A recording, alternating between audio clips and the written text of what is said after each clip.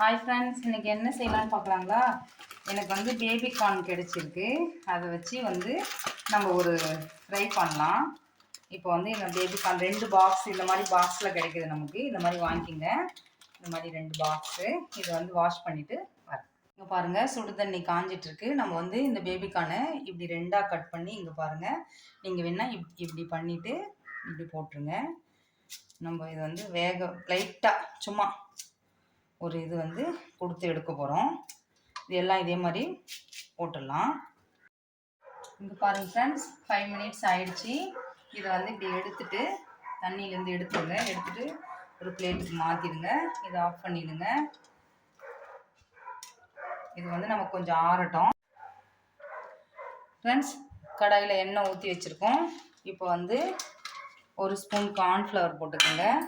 அதே மாதிரி 1 ஸ்பூன் வந்து அரிசி மாவு அப்படி போட்டுக்கோங்க.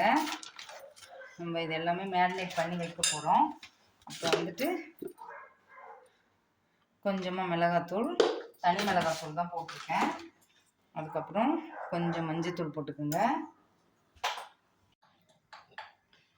கொஞ்சம் உப்பு போடுங்க. கஸ்தூரி மேத்தி இப்படி நல்லா க்ரஷ் பண்ணிக்கோங்க. இப்படி போட்டு நல்லா க்ரஷ் பண்ணி போடுங்க. போட்டுட்டு இது நம்ம ஒரு சுமார் 5 மினிட்ஸ் பாயில் பண்ணி இதில் போட்டுருங்க. போட்டுட்டு நல்லா பண்ணிடுங்க. தண்ணி தெளிச்சுக்கோங்க. தெளிச்சுட்டு இப்படி எல்லாத்தையும் இது பண்ணிவிடுங்க. எண்ணெய் காஞ்சிட்ருக்கு. இப்படி ஒன்று ஒன்றா எடுத்து போட்டுருங்க. இந்த அளவுக்கு நிறைய மசாலா வேண்டாம், குழந்தைங்க நம்ம சாப்பிட்றதுக்கு லைட்டாக. இங்கே பாருங்கள், எண்ணெய் கொஞ்சம் ஹை ஃப்ளேம்லேயே வைங்க.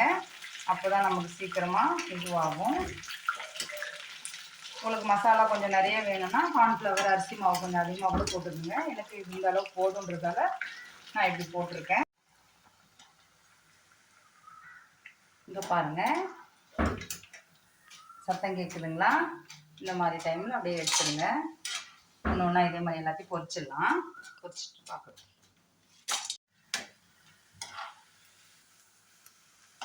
இங்கே பாருங்கள் ஃப்ரெண்ட்ஸ், எல்லாம் பொரிச்சு எடுத்தாச்சு. சத்தம் கேட்குதுங்களா? கிறிஸ்பியாக இருக்கும், அவ்வளோதான். நீங்கள் வந்து சாஸ் வச்சு சாப்பிட்டாலும் சாப்பிட்லாம், அப்படியே சாப்பிட்டாலும் பசங்களுக்கு ஸ்நாக்ஸு அந்த மாதிரி கொடுக்கலாம். வீட்லேயே நம்ம டொமேட்டோ சாஸ் அது மாதிரி செய்வோம் இல்லைங்களா? அந்த மாதிரி செஞ்சு சாப்பிட்டாலும் சாப்பிட்லாம். சூப்பரான ஹெல்த்தியான டிஷ்ஷு நம்ம வீட்லேயே செய்கிறதா நல்லாயிருக்கும். லைக் பண்ணுங்கள், ஷேர் பண்ணுங்கள், சப்ஸ்கிரைப் பண்ணுங்கள். நெக்ஸ்ட் வீடியோவில் பார்க்கலாம்.